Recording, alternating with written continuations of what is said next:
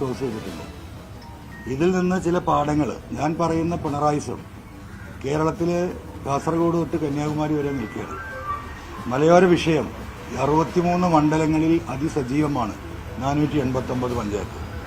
ഈ വിഷയങ്ങളെ അഡ്രസ്സ് ചെയ്യാതെ, മലയോര കർഷകരുടെ വിഷയങ്ങളെ അഡ്രസ്സ് ചെയ്ത് വന്യജീവി വിഷയത്തിന് ഒരു പരിഹാരമുണ്ടാക്കാതെ ഒരു ഗവൺമെന്റിനും 2026 അത്ര ഈസി ആയിട്ട് ഗവൺമെന്റ് രൂപീകരിച്ച് കളയാമെന്ന് ആരെയും ധരിക്കുന്നുണ്ടെങ്കിൽ അത് നടക്കില്ല. ഈ തെരഞ്ഞെടുപ്പ് ഫലം കഴിഞ്ഞാൽ മലയോര മേഖലയിലെ മുഴുവൻ കർഷക സംഘടനകളെയും, ആൾറെഡി 103 കർഷക സംഘടനകൾ നമ്മളിപ്പോൾ ഒരു കോർഡിനേഷൻ ഉണ്ടാക്കിയിട്ടുണ്ട്, അവരെ കൂടെ കൂട്ടി ഒരു ശക്തമായ ഇടപെടൽ ഈ വിഷയത്തിൽ പരിഹാരമുണ്ടാക്കത്തക്ക രീതിയിലുള്ള ഇടപെടൽ വരുന്ന ആളുകളിൽ ഉണ്ടാക്കാൻ തക്ക നിലപാട് UDF സ്വീകരിച്ചാൽ ആ UDFനോടൊപ്പം മുന്നോട്ട് പോകാനുള്ള സാഹചര്യമുണ്ടെങ്കിൽ മുന്നോട്ട് പോകും. അല്ലെങ്കിൽ ഇവിടെ ഒരു ജനകീയ മൂന്നാമത്തെ മുന്നണി ഈ വിഷയങ്ങൾ ഉയർത്തിക്കൊണ്ടുവന്ന് ഞങ്ങൾ മുന്നോട്ട് പോകും. ഒരുപാട് കർഷക സംഘടനകൾ, സാമൂഹിക സംഘടനകൾ എല്ലാം നമ്മളിപ്പോൾ ഫോണിൽ പിന്തുണ അറിയിച്ചുകൊണ്ടിരിക്കുക. എത്രയും നേരം ഫോണിൽ കോൾസ് വന്നുകൊണ്ടിരിക്കുകയാണ്.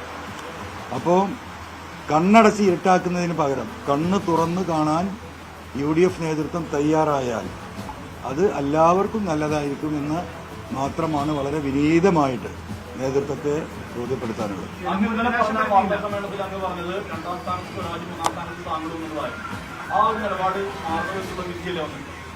വിധി പറയാനായിട്ടില്ലല്ലോ, 40% അത് വോട്ടിംഗ് പെർസെന്റേജ് ഫൈനൽ നിങ്ങൾക്ക് കാണാം. നിങ്ങളിപ്പോ UDFന്റെ എന്ത് അടിസ്ഥാനത്തിലാണ് പറയുന്നത്? ഇല്ല, UDFന്റെ വോട്ടാണ് ഞാൻ പിടിക്കുന്നത്. എന്ത് അടിസ്ഥാനത്തിലാണ് പറയുന്നത്? എന്ത് അടിസ്ഥാനത്തിലാണ് പറയുന്നത്?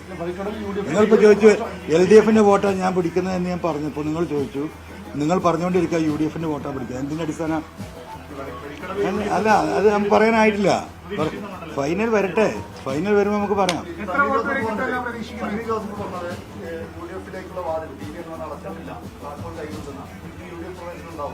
അല്ല, അതൊക്കെ നമുക്ക് ആലോചിക്കാം. നമ്മളിപ്പോ പറയേണ്ട നേരമല്ലല്ലോ. അൻവർ എഫക്ട് അതൊന്നും എനിക്കറിയില്ല. ജനങ്ങളുടെ ഇത് ജനകീയസം, പിണറായിസവും ജനകീയസവും തമ്മിലെ പോരാട്ടം. ഞാൻ റെപ്രസെന്റ് ചെയ്ത ജനകീയസത്തെയാണ്.